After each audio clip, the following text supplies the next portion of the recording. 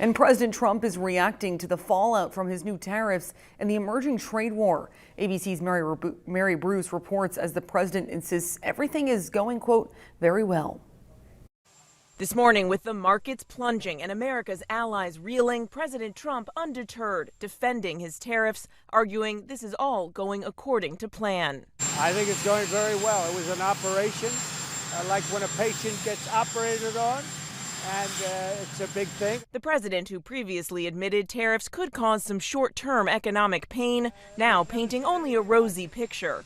The markets are going to boom, the stock is going to boom, the country is going to boom. But Wall Street firmly condemning Trump's efforts to reshape the global economy, markets tumbling. Trump is touting trillions of dollars in new investments in the U.S. as he promises his tariffs will spark a renaissance in American manufacturing. But even he now admits that could take years. They can build them fast, but they're still very big plans. So I'd always say it would take a year and a half to 2 years. The president making no mention of what happens in the interim. Economists warning American businesses will pay more to build products here than overseas, costs that will be passed on to consumers. The president's top aides out in force, brushing off concerns about skyrocketing prices, urging Americans to have faith in the president. You got to trust Donald Trump in the White House. That's why they put him there. Let him fix it. Democrats blasting the president's aggressive across-the-board approach. Trump even tariffing islands off the coast of Antarctica that don't produce anything, one that's mainly inhabited by penguins. Donald Trump has single-handedly created a financial forest fire. Our closest allies are sounding the alarm. French President Emmanuel Macron saying Americans, be that businesses or the people, will come out of this weaker and poorer. And Canada, our ally to the north, now sounding more like an adversary. Well, this is a tragedy. It is also the new reality.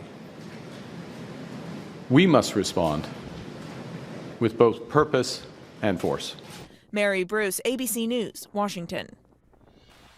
And China announced it will impose a 34% tariff on all imports from the U.S. starting on April 10th. The new tariff matches the rate of the tariff President Trump ordered yesterday for goods coming into the U.S. from China. To catch up on all of these new tariffs, watch In the News Now on We Are Iowa Plus. Just download on your TV and watch for free.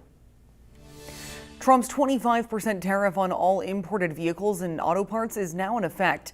Production is paused at major automakers plants in Canada and Mexico. General Motors reported a 17% increase in sales last quarter. Kia saw 11% and Hyundai saw 10%. Kimberly Car City in Davenport sells mostly American-made cars, so they do not expect the tariffs to have a large impact on business. Franchises are going to have a tough go of this, with a lot of their production coming from Japan, coming from Mexico, coming from the EU. Meanwhile, General Motors announced plans to move production out of Mexico and Canada. They will create temporary jobs and increase light-duty truck production at its assembly plant in Fort Wayne, Indiana.